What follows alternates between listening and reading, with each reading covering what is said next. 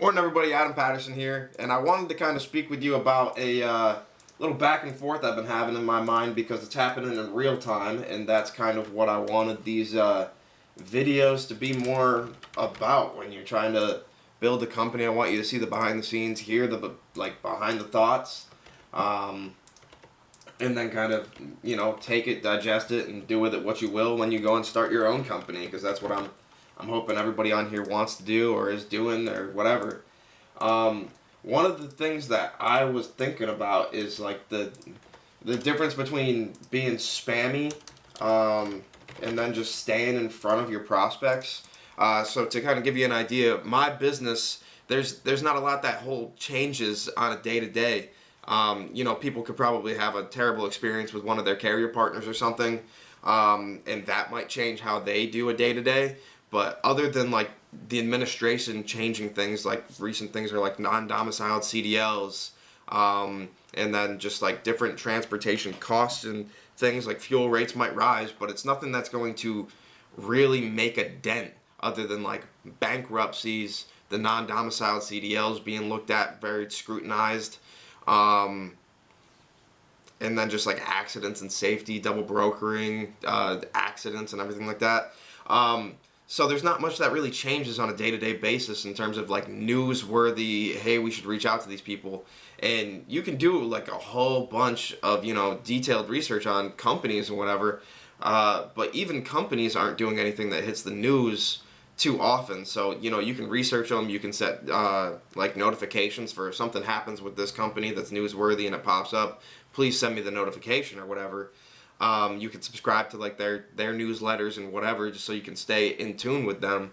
But for the most part, not much changes on a day-to-day basis other than like what their experience was with their current carrier partners or whatever.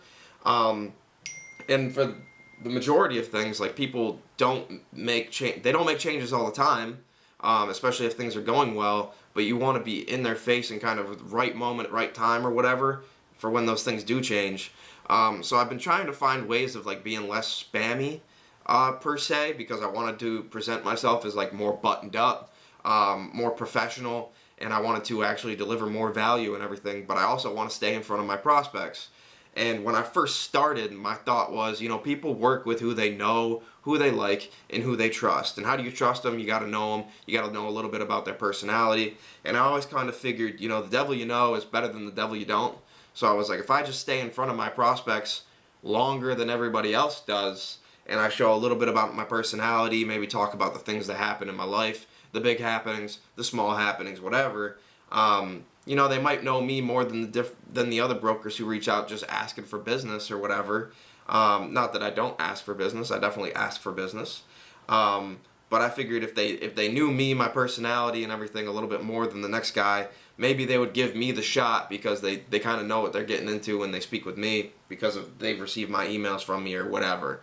So that was my like initial thought, and it worked out really well. And I've done this for like a little while in my life now because I've always found it to have pretty good results for me.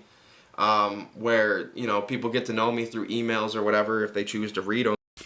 Sorry, camera died. But people get to know me through my emails if they choose to read them, because emails you can choose to read, you can choose to delete them, you can choose to move them tomorrow or whatever.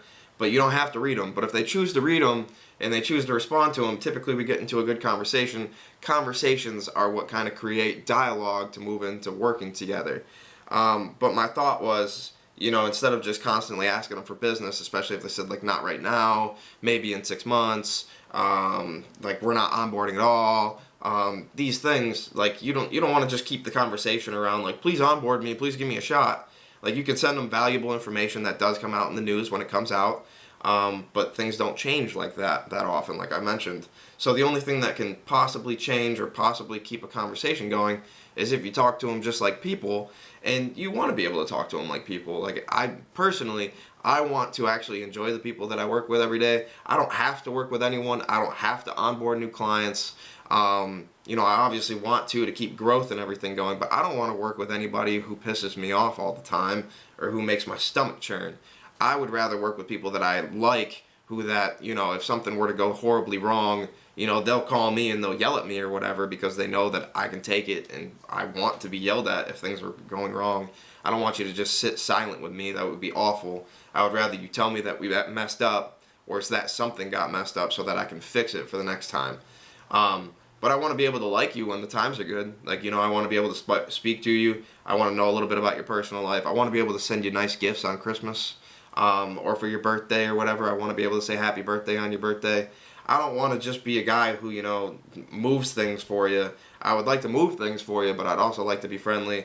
I'd also like to enjoy you, and I would like to be able to come out and visit you. And while I'm there, you know, it's not really short and like everything kind of hidden. It'd be more like, oh my gosh, like how's your family? I know you went out and vacationed out there with them or whatever. So that was kind of my thought process, and it worked really well. And then I decided to change it, and I went to news-based. I was always trying to find something that was, you know, quote unquote valuable, like something changed, and it limited how much I could actually get in front of these people, and I think it's actually hurt my conversion rates because I have less conversations. You know, people might read the emails or whatever, but they don't care to respond or whatever. They can dissect that and, you know, take it as they want to. They don't have to speak with me if they don't want to. If they think that they're smarter than the next guy like me who knows what's going on in logistics and the trucking world and everything and who pays attention to all the different newses, you know, then they just think that, and they're not going to ask me for help. What kind of grown adult who works as like they've been promoted up throughout their position because they've known a lot, what kind of guy does like goes and asks some young kid who just got into the industry for his advice on what they should do for their company? They're not going to do that. They might, but they probably won't. So, you know, it opens up that opportunity, but for the most part, I just want to have conversation with these folks. And because of that, I used to email about twice a week, just to kind of like say like Happy Tuesday or whatever. I would never email people on Mondays, although I am doing it this morning. I would never email people on Mondays, but I'm going to do it today. So I would normally go like Tuesday and Friday, and do like one thing super personal, or like a recap from the weekend, what I did, ask them what they did. And then if they wanted to start a conversation with me, they could. It leaves the door open. You don't have to start a conversation with anybody. So that was kind of my thing, and I got away from it for a little while, and now I'm getting back to it because it works. I don't know why I ever got away from it. I know that I was trying to like pass some things off to my employee to get him to start doing these type of things. But I'm just gonna hammer it again. I'm gonna stop pretending to be so buttoned up. I'm obviously not super buttoned up. I like to dress well sometimes, but other times I like to just wear a hoodie and a t-shirt and do my job. And you know, that's kind of where I'm at today.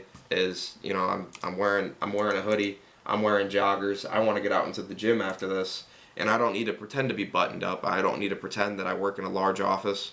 You know, as long as I can do my job and do it well, I don't think these people really care if I'm in a big office or whatever. I have the backing of a big company.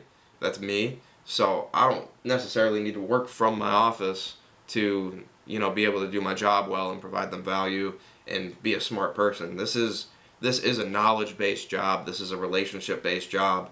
So the knowledge isn't at the office. The relationships aren't at the office. They're right here, you know? So with that, I'm back to emailing my prospects and everything more times than not, and I'm going to get back to being personal, other than the people who have told me like they don't want to speak to me about personal stuff, like let's just keep it business. And, you know, if those people decide to onboard me in the future, that's great. But otherwise, I could really give less of a shit about those people. Because if they don't want to be personal or whatever, and they just want to keep it to business, when we are doing business together, they're probably incredibly price sensitive. Which means that my margin percent's going to be low, and they're going to be douches when it comes to actually working together with them. And you can be a douche, you can keep your prices low or whatever, but the only way that you're going to work with me is if you're also have some personality to you. I have no problem running for lower margins with people that I enjoy. I do have a problem running for low margins with people that I don't enjoy. Those people I cut off. And I've already thrown a couple of customers out to the freaking wolves and just been like, you guys can go back to working with whoever you were, but you're too hands-on, you need too much hand-holding, and you're also too low in price. So, you know, you can go back to working with your crappy brokers, but if you want to pay me whatever, then you can pay me whatever to work with you. But for people who are real short like that and don't have any personality and everything, I usually require a higher profit margin. For people who are good people, I typically, it's not that I don't care about the profit margin, but I'm willing to make less because I enjoy working with you. Um, so I'm kind of willing to, do you a favor to get your costs down, and I'm willing to, take less just because I enjoy you as a person. I'd like to keep the relationship going. And then over time, volume will build up. So you can have a ton of volume at low margins and make a ton of money. Or you can have, not so much volume at higher profit margins and make a ton of money. It really doesn't matter. But all I know is that I don't want to work with people who I don't enjoy. And because of that, I charge them more. And then if they're willing to do that, then I go, all right, well, at least it's worth the money for them to be, jerk-offs and not have any personality to them. So I'm quite okay with that. But my whole thought to this is, if you debate on how much you should get in front of your prospects if you're in a business like mine, my answer would be, don't worry about it so much. It's always better to be in front of your prospects and making a name for yourself and staying top of mind than it's not. And if you annoy them with how many emails you send them, that's probably right where you want to be. At least they know who you are. I would rather be in front of my prospects too often than not enough. I don't know how you guys feel about that, but that's my opinion. I would rather be in front of them. I'd rather they know my name. I'd rather, if I'm going to email you this much, imagine how on top of your freight I'm going to be. You know what I mean? So that's my thought on it. People might not enjoy it or whatever. But there's things in sales that, like, people don't enjoy being cold called, but you still got to do it to land business. So other than that, you can try and, massage your freaking prospects as much as you want. You can try to be as nice as you want and act like you're not there to land their business or whatever, and you can be all fake, or you can be real and upfront, and you can say, like, hey, like, I like to work with people who have personalities. That's why I show off my personality. I'm not here to just run your business. Like, I want to build a relationship with you guys. I want to learn about your company. I want to learn about you, what you do outside of work, and just kind of be a good partner, opposed to just being some guy who comes in, picks up your freight, or gets it picked up and, moves it to the next person.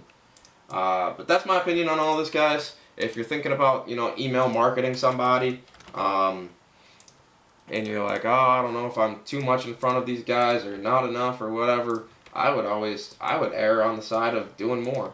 And if you don't want to do more and email your prospects and put in the work to do so, then, maybe you're not in the right business or whatever. Like, if you just want to make it so that, it's automated out or whatever, you could do that. It's not going to be personal, and don't expect people to, enjoy you personally. I wouldn't.